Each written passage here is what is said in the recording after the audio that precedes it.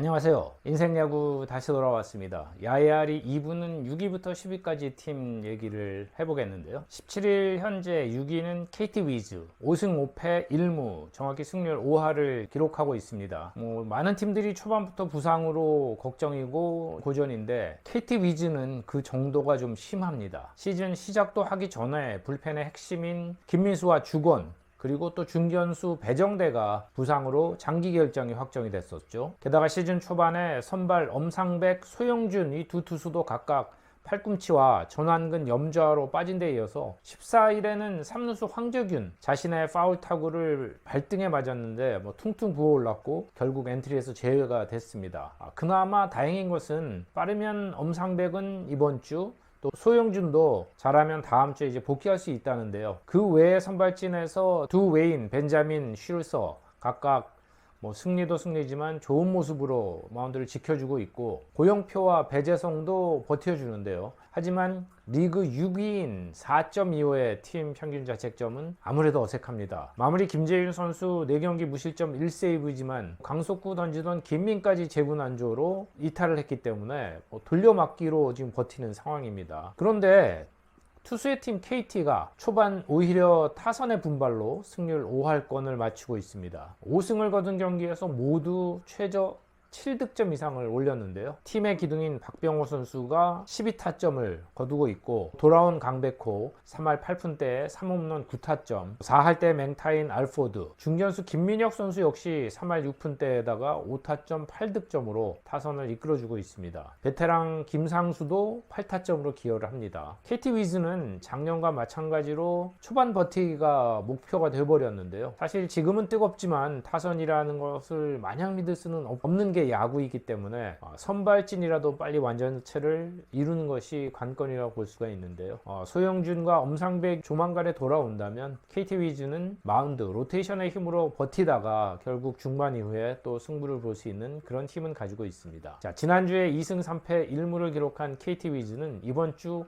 홈에서 SSG 그리고 주말 원정 두산 이렇게 만만치 않은 6연전을 펼치게 됩니다. 지난 주말 현재 7위는 롯데자이언츠 5승 7패 승률 4할 1푼 7리를 기록하고 있습니다. 지난주 LG와 홈에서 만나서 2승 1패로 기분 좋게 시작을 했지만 그 3연전이 총 20득점 24실점에 정말 난타전을 펼쳤고 그리고 대구로 옮긴 3연전에서는 1승 2패로 3승 3패 주간을 기록을 했습니다. 나균환 투수가 홀로 3승 1점대 평균 자책점 정말 눈부신 활약을 펼쳐주고 있지만 나머지 선발진 그리고 불펜도 불안감을 보이는 것이 초반 부진의 주된 원인으로 꼽을 수가 있겠습니다. 팀 득점은 61점으로 경기당 5.08점 리그 3위인데요. 실점이 79점으로 가장 많고 득실차가 벌써 마이너스 18 불균형을 보이고 있습니다. 선발 ERA가 5.46으로 9위 불펜 ERA는 8.10으로 압도적으로 하위에 떨어져 있습니다. 일단 두 외인 투수 스트레일리아 반즈가 5경기에 승리 없이 3패만을 당하고 있고요. 박세웅도 아직 승이 없습니다. 그리고 한현희 선수 2경기 1승 1패지만 평균 자책점 7점대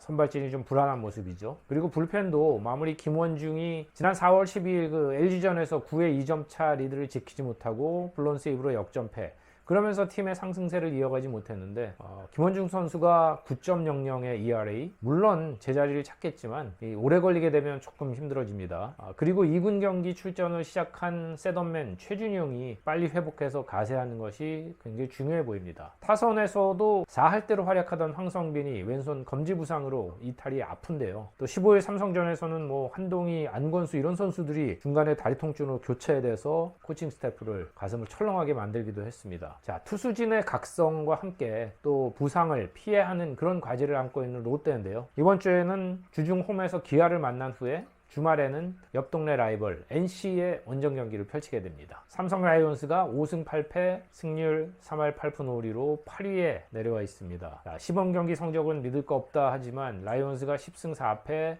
한화와 1위를 다투면서 상당히 호성적으로 워밍업을 했었는데요. 하지만 정규 시즌 3주째인 지난주 SSG의 2연패를 하면서 6연패까지 떨어졌었고 그 후에 롯데전 위닝 시리즈 지난주를 3승 3패로 마치긴 했습니다. 하지만 팀 타율은 2할 오픈 3리로 5위, 팀 평균 자책점 5.34로 9위입니다. 역시 투수진이 조금 어려운데 투수진 WAR도 0.14로 8위. 선발진을 보면 개막전 고전했던 뷰캐넌이 회복된 건 고무적인데요. 하지만 수아레즈가 3경기 평균 5이닝 정도에다가 평균 자책점 7.20으로 작년만 못합니다. 두 투수가 작년에 합쳐서 40번의 퀄리티 스타트, 정말 좋은 시즌을 보내서 재계약도 무난히 했는데 이 선수들이 과연 그 빼어난 시즌을 다시 보여줄 수 있느냐가 굉장히 중요해졌고요. 원태인 선수 16일 롯데전에서 6.2이닝 1실점 호투를 하면서 이제 제자리를 찾기 시작했습니다. 그렇지만 4호 선발인 백정현, 양창섭이 기대에 아직 못 미치고 있고 결국 양창섭 투수는 롱 릴리프로 보직을 바꾸기로 결정이 됐습니다. 그런데 수아레즈가 개인 사정으로 지금 출국을 했거든요.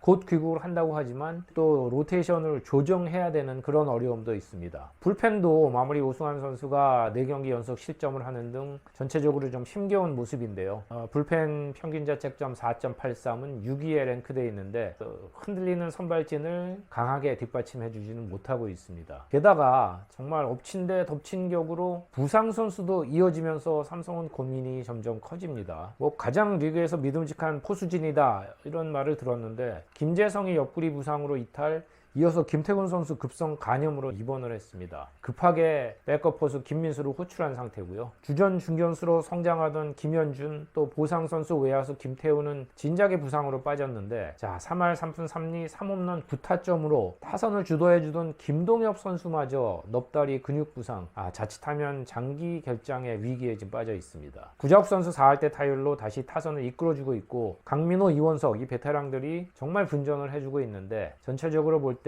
가까스로 부상을 면한 피렐라는 지난 2경기 연속 3안타 치면서 살아나고 있지만 오재일 선수가 아직 2할대 초반, 또 기대했던 강한울 선수는 1할대 밑으로 떨어지면서 엔트리에서 빠졌습니다. 선수층이 두텁지 못한 삼성이 과연 이 위기를 어떻게 타개할 것인지를 지켜봐야 되는데요. 이번 주 키움과 기아 모두 원정 경기를 치르는 일정도 좀 험난한 편입니다. 한화 이글스 4승 8패 1무로 승률 3할 3푼 3리 9위입니다. 이글스는 지난주 광주에서 2승 1패를 거둔 이후에 KT로 가서 1승 1패 1무로 원정 6연전을 3승 2패 1무로 마치면서 조금은 회복세를 보였습니다. 불펜이 2번이나 9회 동점을 내주는 등 여전히 마무리 자리가 좀 불안하기는 한데요. 전체적으로 불펜 ERA가 4.45, 리그 4위의 경쟁력을 보이곤 있습니다. 선발 스미스가 이제 캐치볼을 시작하면서 복귀할 준비를 하고 있지만 그 외에도 선발진은 조금씩 자리를 잡아가는 분위기입니다. 문동주 선수 국내 투수 최초로 공식전 160km를 찍으면서 에이스의 향기를 계속 보여주고 있고요. 페냐가 2경기 연속 이 자책점 이하로 막으면서 안정을 찾습니다.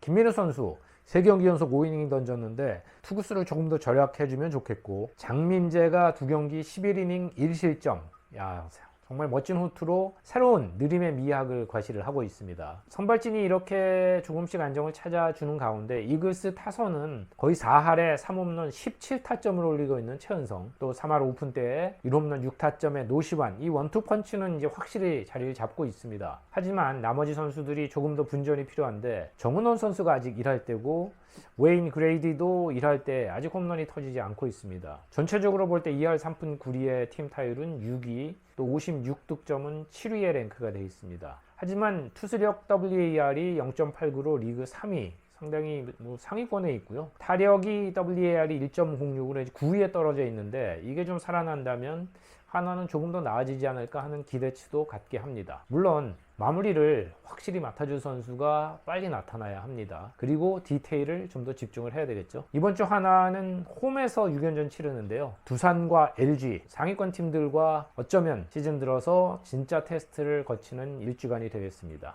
2023 시즌 첫 2주여를 지난 가운데 기아 타이거즈가 2할대 승률로 최하위에 떨어질 것이다 이렇게 예상을 했다면 아마 정신 나갔다 이런 소리 들었을 것 같아요. 하지만 지난주에 4연패를 포함해서 1승 5패 주간을 기록을 하면서 기아 타이거스는 최하위로 떨어지면서 인생 야구가 서프라이즈 팀으로 꼽을 수밖에 없는 팀이 됐습니다. 이미 언론에 계속 오르내렸지만 지난 주말 키움과의 3연전을 해설을 하면서 해결사 부재, 결정력 빈곤을 실감을 했는데요. 기아는 3경기 연속으로 1회 초에 주자를 2명, 1명 계속 내보냈지만 한 명도 불러들이지 못했습니다. 그리고 나서 홈팀에게 선취점을 뺏기고 많은 실점을 하면서 계속 끌려다녔죠. 중계 때도 제가 종종 언급하지만 야구에서 선취점의 의미가 우리가 그냥 생각하는 것보다 상당히 큽니다. 올 시즌만 해도 선취점을 올린 팀의 성적은 45승 17패, 승률이 무려 70.6%거든요. 1위 SSG의 승률이 66.7%니까 1위 팀보다 훨씬 높은 승률을 선취점을 뽑은 팀들이 거두고 있습니다. 하지만 선취점의 기회를 번번이 놓친 기아의 문제점은 알려진 대로 득점권에서의 빈곤한 타력,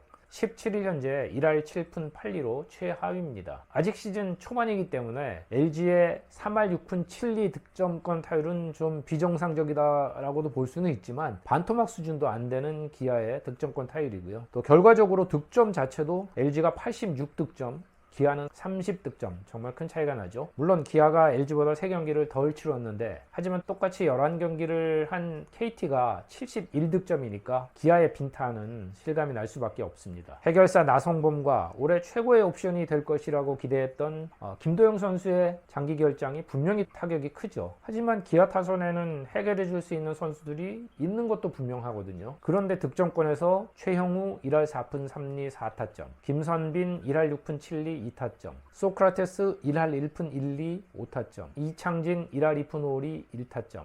좀 심각합니다. 그런데 타선이라는 게 이렇게 잠들 때가 있으면 또 반드시 깨어나기 마련입니다. 당장 이번 주에 기아 타선이 또 어떻게 변신할지 지켜보시는 것도 흥미로울 수 있는데 일단 투수진을 보면 16일 키움전에서 에이스 양현종이 7이닝 무실점 역투로 건재를 과시했고요. 앤더슨은 양현종과 원투펀치를 구축할 수 있는 그런 능력이 있음을 분명히 보여주고 있습니다. 이의리의 효과적인 와일드함은 더 나아질 수 있고, 메디나는 피칭 디자인을 좀 수정을 하면 9위는 기대할 만 하거든요. 그리고 험난한 데뷔전을 치렀던 윤영철은 다음 등판부터는 훨씬 더 좋아질 것으로 기대를 합니다. 자, 0.11로 최하위인 타격 WAR, 이것이 회복이 된다면 아직은 투수력도 중하위권이지만 기아 타이거스는 분명히 치고 올라갈 힘은 있는 팀입니다. 기아는 이번 주에 4직 원정에 이어서 주말에 홈에서 삼성을 불러들여서 3연전을 치릅니다. 세 번째 주말을 마친 KBO 리그 각 팀을 리뷰해봤고요. 자, 오늘 마지막 주제로 최근 1년의 사태들이 팀과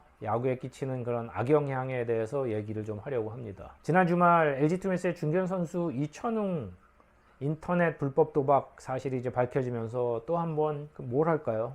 안타깝다, 속상하다, 화가 난다, 그냥 한 단어로는 표현이 안 되는 정말 복잡한 심정인데요. 배신감도 분명히 있습니다. 저는 늘 선수들을 믿고 응원을 보내는 편이지만 서준원 사건도 그렇고 또 장정석 단장 사건도 그렇고 또 이번에 이천웅 사건까지 팬들과 사회에 그 실망과 배신감을 준 것도 정말 큰 문제지만 게다가 팀에도 큰 피해를 준다는 것 역시 보통 문제는 아닙니다. 시범경기 막판에 서준원 사건 직후 사직구장을 찾았을 때 분위기는 당연히 훅 떨어져 있었고요. 분위기뿐만 아니라 실제로 개막전부터 롯데가 대역전패를 당했는데 만약에 불펜에 서준원이 있었더라면 결과가 어땠을까? 7회에 5실점을 하면서 경기가 뒤집어졌고 그렇게 꼬인 경기로 시즌을 시작했고 여전히 롯데 불펜은 리그 최하위인 평균 자책점 8.10으로 고전을 면치 못하고 있습니다. 자, 그리고 지난 겨울 FA 포수 박동원이 기아에 머물지 않고 떠난 것은 사실 모두의 예상을 깬 의외의 소식이었죠. FA가 될 포수를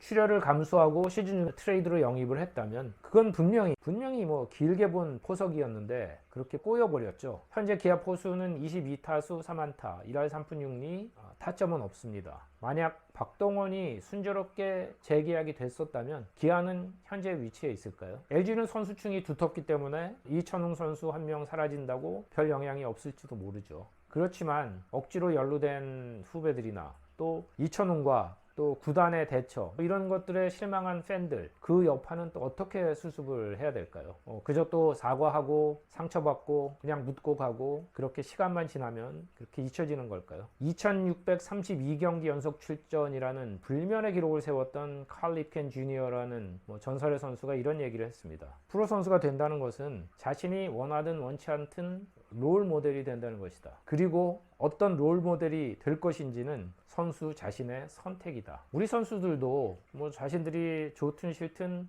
원하든 원치 않든 누군가의 롤 모델이 되고 누군가가 그들을 항상 응원하고 쳐다보고 있습니다. 그런 점들을 분명히 인식을 하고 좋은 선수가 되는 것뿐 아니라 더 좋은 롤 모델이 되고 더 좋은 사람이 되기 위해서 부단히 노력을 했으면 좋겠습니다. 이동기의 인생야구 야야리 두 번째 시간은 여기까지입니다. 오늘도 찾아와 주셔서 고맙습니다.